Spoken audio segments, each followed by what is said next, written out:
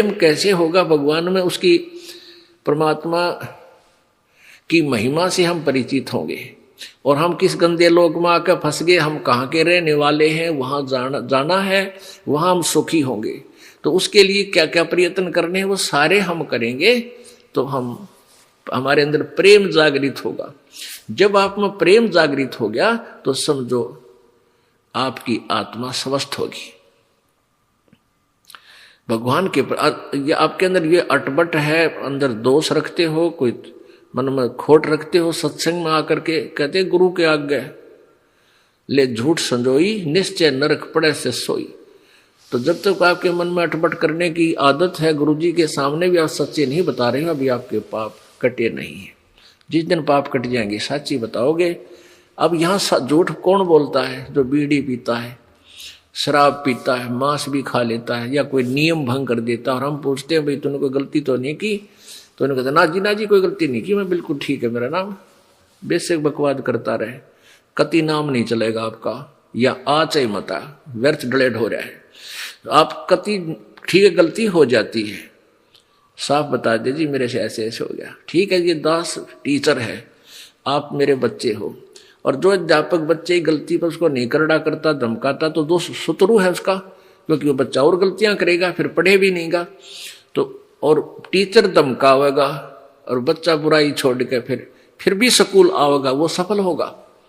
ये दास आपको करड़ा करता है, धमकाता है कि ऐसी गलती करोगे फिर बताना, और आप गलती छोड़ के बुराई छोड़कर फिर भी आओगे, तो आप सच्चे विद्यार्थी हो, आप सफल होगे।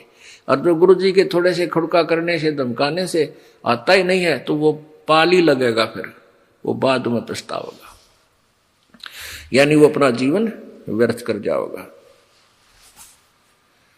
ये संसार साथ नहीं जाएगा, ये संसारिक व्यवहार आपका कति काम नहीं आऊगा। ठीक है, बेशर्म होना भी नहीं, जितना हम समाज में सहयोग कर सकते उस तरफ न रहना पड़ेगा। प्यार दें सबको, नमस्कार करें, बड़े छोटे की कदर करें, अच्छा व्यवहार करें, हेल्प करें, लेकिन जहां अपने भक्ति में बाधा हो उस पर नमस्कार करें, हाथ जोड़ लें दूर तक। बच्चों,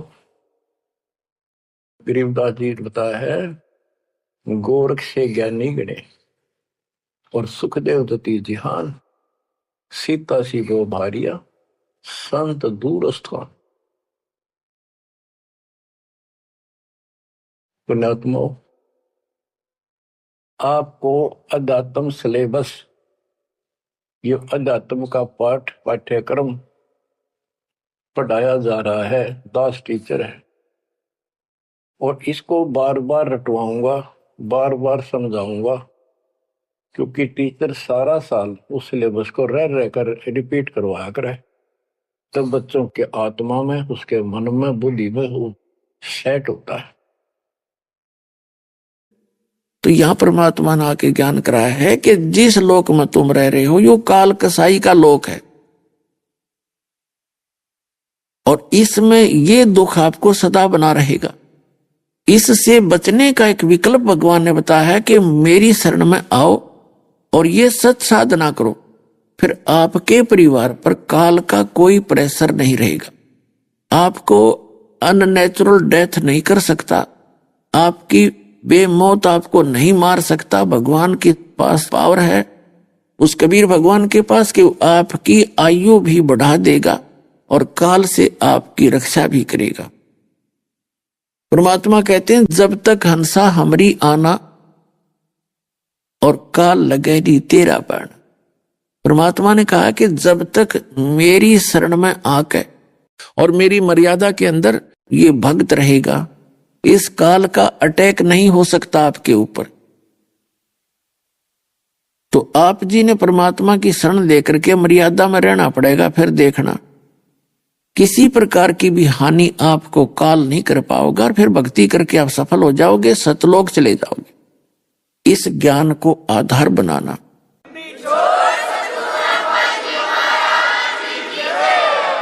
पुण्यात्मा, भक्ति तो आपको श्रेष्ठ मिलेगी, और इस भक्ति से जो दास आपको कीमत बता रहा, वो आपकी डिपॉजिट होगी ही होगी।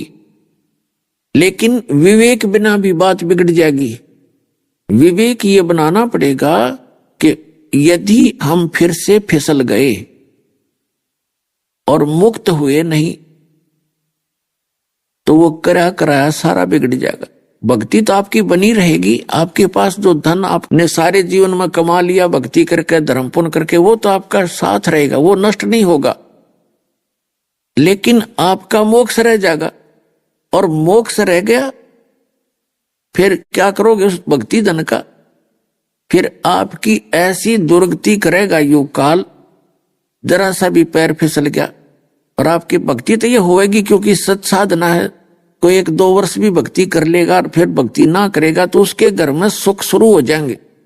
वो सुख शुरू होंगे उस 2 वर्ष 3 वर्ष की हुई भक्ति से, और उसका भ्रम ये हो जाएगा कि मैंने नाम भी छोड़ दिया और दारू भी पीने लग गया, शराब भी पीने लग गया, और वही पूजा कर रहा हूं जो मैं पहले करता था और मुझे फिर भी सुख है। तो ये भी एक धोखा होगा उस व्यक्ति के साथ जो ज्ञान सही नहीं समझ सका। तो उसकी वो बैटरी चार्ज होगी 3 वर्ष में सत साधना से, ढेर सारे पुण्य इकट्ठे हो गए। जब तक वो पुण्य उसके चलेंगे उसने कोई आपत्ति नहीं आओगी, और जब वो साधना की वो भक्ति कमाई और वो पुण्य समाप्त होंगे उसकी फिर बिरान माटी शुरू होगी। उसमें समय ज्यादा निकल जाएगा, इतना उसकी डेथ निकट आ जाएगी, तो वो उसने सारा काम बिगाड़ दिया। तो ये विवेक बिना जीव दुखी होता है। थोड़ा सा विवेक से काम लेना पड़ेगा। एक आप जी जो एक दूसरे को कोई दुआ नहीं देना, ना बद्दुआ देना। अगर आप श्राप दोगे बद्दुआ दोगे तो भी आपकी भक्ति नाश होगी, और किसी को आशीर्वाद दोगे किसी की मंगल कामना करोगे तो भी आपका पंचर होगा। इस राम नाम की गाड़ी में पंचर हो यार, फिर सारी हवा निकल जाएगी। तो इस प्रकार हमने प्रत्येक अपने बच्चे को, अपनी संबंधित जितने भी आपके संपर्क में हैं, जिनसे आपकी ममता है, आपका फर्ज बनता है कि उसको भी ये चार्जर दे दे कि बेटा ले चार्जर लगाओ, इससे काम चलेगा। एक टायर से दूसरे टायर में पहिए में हवा भरने तो दोनों कंडम हो जाएंगे, कोई इससे का काम नहीं चलेगा। तो इस प्रकार आपने सावधानी बरतनी है। किसी को आशीर्वाद नहीं देना, किसी के सिर पे हाथ नहीं रखना, मंगल कामना नहीं करना, क्योंकि हम कितनी मंगल कामना कर सकते हैं। एक टायर में तो दूसरे टायर में कितनी हवा भर सकता है एक व्यक्ति। अपना काम बिगाड़ने वाली बात है। और काल यही चाहता है कि जो पुण्यकर्मी है वो अपना भक्ति नाश कर ले, दोनों चौड़ चपट हो जा। तो ये आपने सावधान रहना। ये आपने देखा होगा, जैसे जो बूढ़ी बुजुर्ग हैं, ये बहनें जो है, ये क्या करती हैं, जैसे कोई पुत्र वधू है, बड़ी माइयों की वे पैर दबाती हैं एक आदर भाव से, और उनको वो आशीर्वाद देती हैं। तो उन बूढ़ियों की जो पहले थोड़ी बहुत को रह रही होगी चवन्नी, वह उन आशीर्वाद देगा खराब कर देगी। तो इस प्रकार हमने ना तो किसी को ये फॉर्मेलिटी करनी है और ना किसी से दुआ लेनी है और ना ही देनी है। हमने केवल परमात्मा पर आश्रित रहना है जो सर्व सुखदाई सर्व संपन्न है। उसी से दुआ करेंगे, उसी से आशीर्वाद प्राप्त करेंगे, तो हमारी भक्ति खराब नहीं होगी। तो परमात्मा उस प्यारी आत्मा गरीबदास जी को समझा रहे हैं कि बेटा ये काल का लोक है और इसको श्राप लगा हुआ है 1 लाख मानव शरीरधारी प्राणियों का नित आहार करने का और 1.25 लाख उत्पत्ति करने का। अब मानव शरीरधारियों का ये कैसे आहार करता है?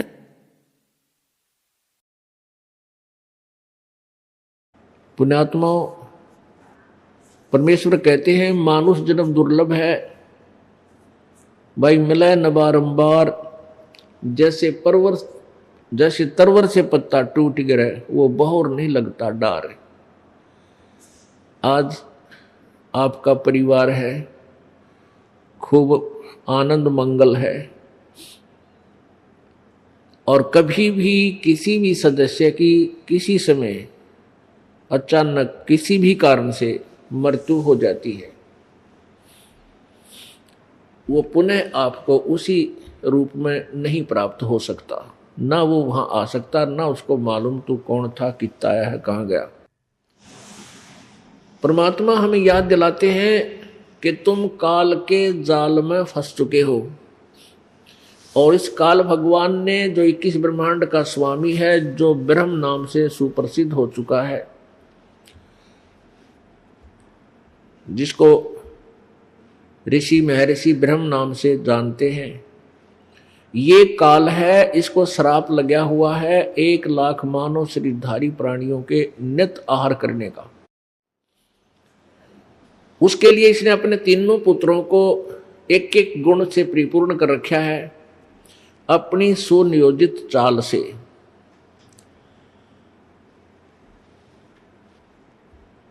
और इन तीनों पुत्रों के द्वारा ये संतानों उत्पत्ति, सतिथि और संहार करवा रहा है। ब्रह्मा जी रजगुण है, इनके अंदर ऐसा गुण भर दिया काल ने, समावेश कर दिया कि इनके शरीर के अंदर से निकल रही पावर शक्ति से प्रत्येक प्राणी संतानों उत्पत्ति करता है। ये विवश है प्राणी। पुण्यात्माओं, हमें अभी तक इस मार्ग का पता नहीं था, किसी ने हमें बताया नहीं। हम सभी एक गाटे में जुड़ रहे थे, एक ही लाइन पर चल रहे थे। अब जैसे माता गर्भ धारण करती है, उस गर्भ के अंदर उसको के दौरान उसको कितनी परेशानियों का सामना करना पड़ता है, वही जान सकती है। और फिर भी संतानों उत्पत्ति करनी ही पड़ती है। और फिर उसके बाद इस काल भगवान ने अपने दूसरे पुत्र विष्णु जी को सतोगुण युक्त कर दिया। सतोगुण के प्रभाव से हम इस विष्णु जी से निकल रही शक्ति से, इस पावर से हम एक दूसरे को चाहते हैं, एक दूसरे में ममता बनती है, मोह उत्पन्न होता है, लगाव बनता है। इस मोह से दूर होना जीव के बस की बात नहीं। ये जीव से बाहर की पावर है, जीव के बस का नहीं। जैसे एक छौंक लगाया जाता है मिर्च का, और उस छौंक से फिर छींक आती है, तो जीव के बस का नहीं, छींक न रोक सके, उसके बाहर की बात है। इसी प्रकार इस काल ने इन तीनों पुत्रों के द्वारा हम सभी प्राणियों को इतना विवश कर दिया कि हम चाहकर ना चाहकर संतानों उत्पत्ति अवश्य करेंगे।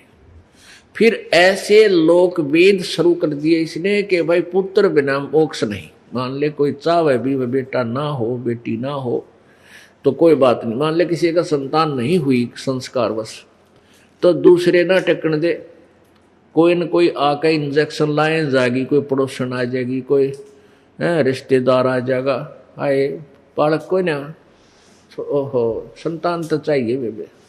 मतलब बेरा नहीं, वो ना चाहे उसके कुछ भूल सी पड़े तो वो इंजेक्शन लानी काल भेज दे, इन छेड़काओ, ये कोई पंगा पावे और दूसरा ब्याह करवावे, चाहे किसी तरह करे, चाहे 100 पंगे पाक है। यानी संतान उत्पत्ति उस दृष्टिकोण से भी जरूरी बना ली। परमात्मा क्या बताते हैं, क्या मांगू कुछ थिर न रहाई, देखत नैन चला जग जाई, 1 लख पूत 1.25 लाख नाती, उस रावण के दीवान बाती। अब मान लीजिए किसी का संतान को नहीं, संतान नहीं है, और वो बिल्कुल समाज के द्वारा इतना परेशान कर दिया जाता है, वो दंपति फिर वो संतान की तरफ में चाहे कितने भी भटकना धक्के खाने पड़े वो जरूर जाएगा, कितना बता दो उसने, और फिर भी ना होता कुछ भी। पुण्यात्माओं, हम भगवान के ज्ञान से अपरिचित होकर आधे से ज्यादा टेंशन न्यू बना लें। जब हमें ज्ञान हो जाएगा फिर हम इस टेंशन से 90% फ्री तो वैसे ही हो जाएंगे। 10% इंद्री कर्म न लगे लगारम, जो भजन करे निर्द्वंद्री। गरीबदास जग कीर्ति होगी जब लग सूरज चंद्रे। भक्ति करने का देख किस प्रकार का प्यारा तरीका बताया है। अब जब भक्ति में भगत की आस्था हो जाती है तो उसने फिर ये बकवाद अच्छी नहीं लगती। जो संसारिक चोचले होते हैं, नाचना गाना डीजे बजाना है, फिर ये मेहंदी लाना तिलक लगाना, मुंह पर ओठों पर लगाती हैं बहन बेटियां, बिंदी लाल ये नेल पॉलिश वगैरह लगाती है। ये तो इस काल का एक भूल भुलैया है। और जिसकी भक्ति में रुचि होगी तो अच्छे ना लगे कति दूसरा लाओगा वो भी नहीं होगा कति बावड़ा है बता के सांग काट रहा है। परमात्मा ने कि ये मनुष्य शरीर बनाने में कसर छोड़ रखी थी और हम इस पर ये ला के ऊपर नीचे मेहंदी बूंदी इसको के बना देंगे। मालिक ने जो दे रखा है ये अनमोल रत्न है हमारे पास, इसका ऊपर और लटरम पटरम करना परमात्मा का भी हम इंसल्ट कर रहे हैं। हमने मन जीती बनना पड़ेगा। कहे कबीर और सब दुखिया संत सुखी मन जीती हो। आप मन जीत के न्यू मन जीता जाएगा भगवान के ज्ञान से। जैसे अज्ञानता में अनजान बालक विष पड़ा हो चाहे कितना पड़ा हो पूरा खा जाएगा। और जब उसको पता चल जाएगा विष का एक कण कण भी कहीं गिरा हो और ये पता हो कि ये विष है, उसको छुआ नहीं गा, उसको तो मिट्टी में दबाओगा नीचे कोई और भी ना खा ले। जैसे किरका जहर का रंग होरी हो, कहो कौन तिस खावे राम रंग होरी हो। अब क्या बताना चाहते हो कि तुम होरी माने खुशी मना रहे हो और करो खाओ जहर सारा दिन, दूसरों की बुरी सोचो, बुरी नीत रखो, रिश्वत लेते हो, फलान मिलावट करते हो और तुम होरी मनाने की भी इंतजार कर रहे हो, खुशी भी की आशा करते हो। ये ऐसे आपके घर में होरी यानी खुशी नहीं हो सकती।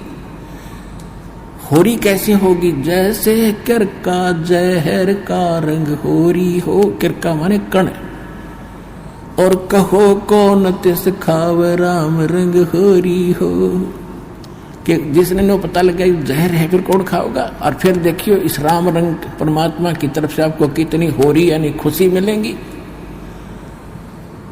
तो फिर हमें ये जहर दिखाई देगा और 100% वैसे हम किसी का दूसरा के में लेते हैं। जैसे हम दहेज लेते हैं। अब गरीब आदमी अपनी बेटी को पराई करने के लिए सामने वाले उस भेड़िए का मुंह बंद करने के लिए चाहे कुछ भी करना पड़े, बेटी पराई करनी है, ऐसी समस्या उसके सामने होती है। और वो व्यस खा रहा उसको पता नहीं, और वो दुख पाकर आत्मा मोस के कहीं से कर्जा उठा कर बेटी पराई करता है। अब हमने ये प्रतिज्ञा करनी है कि ना दहेज लेंगे ना देंगे, चाहे ब्याह हो चाहे ना हो। और क्यों कैसे ना होगा? वाह भाई वाह, भगवान ने संस्कार जोड़ रखा, उसने मिटा कौन देगा? वो तो जबरदस्ती होगा, ना चाहते हुए भी होगा। ये तो हम बकवाद करते हैं, सिर्फ इन पैसे वालों ने शुरू की थी, मायादारी मस्करों ने। और मीडियम सत्र के गरीब व्यक्ति तो बेमतलब उस परंपरा में पीछे जाते हैं। तो हमने ये नहीं करना है, क्योंकि ये फिर हमने देना पड़ेगा अगले जन्म में। तो हम ये संस्कार घटाएंगे बढ़ाएंगे नहीं। यदि भक्ति करनी है, नहीं तो वे करो जो तुमने कर रहे हो, थारी मौज है। फिर भक्ति और मोक्ष की इंतजार मत करियो। लेकिन मर्यादा भंग करके चलोगे तो मर्यादा में रहो, आप भी सुखी, आपके बच्चे भी सुखी, आपकी बेटी भी सुखी रहेगी, क्योंकि आप उसको भगवान से जोड़ दो। जब भगवान साथ होगा तो उसकी कमी किस चीज की रह जाएगी? जब नितर भक्ति सच्चे मन तक करेगी, लगन से रहेगी, मर्यादा में रहेगी, अगले कुल को भी सुधार देगी हमारी बेटी। जा करके उनको विवश होना पड़ेगा उसकी साधना को और उसकी नेचर को देख करके। तो इसी प्रकार ये प्रचार होगा। पुण्यात्माओं, आप मानव हो और अब ऐसा शिक्षित मानव है, इतना माइंडेड है कि कैसे कैसे इंस्ट्रूमेंट बना लिए, ये कंप्यूटर बना लिए, आसमान में इंटरनेट सेट कर लिए, पता नहीं क्यों क्यों खड़द उतार दिए। यानी इतना बुद्धिमान है। तो आज इस ज्ञान को पुनर्समझना होगा अपने परमात्मा वाली विज्ञान को। विज्ञान का अर्थ होता तत्व ज्ञान, विज्ञान यानी विशेष ज्ञान। विज्ञान, ज्ञान माने ज्ञान, सिंपल ज्ञान, और विज्ञान जो विशेष ज्ञान। तो जो विज्ञान को हम विज्ञान बोलते हैं वो विज्ञान अलग है, वो भी विज्ञान है, विशेष ज्ञान हो गया, क्योंकि पहले हमें पता नहीं था रेडियो के उपकरण बने, जहाज कैसे बने, कंप्यूटर कैसे बने। ये तो भौतिक विज्ञान हुआ। आध्यात्मिक विज्ञान, आध्यात्मिक तत्व ज्ञान, उसको भी हम बहुत आसानी से सीख सकते हैं, जान सकते हैं, यदि हमारा एक बार बुद्धि इधर डाइवर्ट हो जाए। तो इसलिए हम फेल रहे, क्योंकि हमें जो मार्गदर्शक मिले वो अल्पज्ञ थे और हम उनको सर्वज्ञ मानते थे, हम उनको परम विद्वान मानते थे, और वो थे कति अज्ञानी। वो दिखत के विद्वान नजर आवे थे, हमने वो विद्वान नजर आवे थे, लेकिन उनका मोतिया बिंदु पुण्यात्मा भक्ति का, ज्ञान का। इस काल की यह खास बात है, जो घनी पुण्यात्मा होगी उसने घने दुष्कर्म में लाया करे और बदनाम करवा देगा दुनिया में, उसका सब थूके। और उनके अंदर एक विशेष गुण और होता है, जो जिस काम पर वो लगते हैं उसको पूरी स्पीड तक करते हैं। जो पुण्यकर्मी प्राणी और दुष्कर्मों पर लग जाते हैं उनकी स्पीड गजब की हो सकती, वो फिर आगा पीछा ना देखते। जैसे इस दास के संपर्क में आने के बाद लाखों मनुष्यों ने शराब छोड़ दी, और वो एक नंबर के शराबी थे, घर में भी कहर तारे और गांव में बदनाम, और डेली शराब पीनी, रोज को बंद करनी। और जब उन्हें ये ज्ञान हुआ, परमात्मा की मेहर हुई, यो नाम ले लिया, उसके बाद कति ना वो छोड़ दी शराब, तमाकू, सुल्फा, सब बकवास छोड़ के, और फिर नाम पे इतनी स्पीड तो लाग गए, जो पैसा वो बर्बाद किया करते उसी स्पीड से फिर दान करने लग गए। उनका स्वभाव है यो। तो लोग पहले तो न्यों क्या करते, यो शराब पी कर नाश करेगा, कर दिया इसने घर का नाश। और फिर इस दास की शरण में आए तो वो रोज सत्संग में आवे, क्योंकि अनमोल ज्ञान, फिर आपत्ति टले। तो अनजान व्यक्ति जो भगवान के विधान से परिचित नहीं है, वो ऐसे कहने लगे, यो तो भाई नाश से करेगा, इसने तो अपना नाश ही करना, पहले शराब में करे था, इब सत्संग में जा है, तीसरा दिन वहां दान कर कावनों को पाठ करा दिया 4000 रुपया का, यो तो नाश से करेगा। अब वो ना सुना करते किससे की, जब तक वो शराब पियो थे जब भी नहीं सुनते थे। अरे उनको पता है कि हम तो दोनों हाथों से बो रहे हैं बीज भविष्य का। तो फिर वो इस मार्ग पे भी इतनी स्पीड तो लगते हैं, और आज वो कति सुखी, हर तरह से सुख हो गए। अब उनके सुखों ने देख के दुनिया टूट कर पड़ेगी। अब देख लेना, जो भक्त आज से 10-15 वर्ष 8 वर्ष से इस मार्ग पर लग रहे हैं और सीधी नीति से लग रहे हैं, जो कभी लग गया कभी छोड़ गए, उनको थोड़ा समय लगेगा वो स्थिति रिकवर करने में। जो कंटिन्यूस लग रहे हैं, बिल्कुल डगमग नहीं हुए हैं, आज उनका वो सुख दे दिया परमात्मा ने, सारा आसपास का क्षेत्र अचंभित है। तो आपके सुखों को देख कर ये माता पूजनीय, ये भैरव भूत पूजनीय, ये मंदिरा में टाल बजानिए, सारे आओगे, आप देख लेना।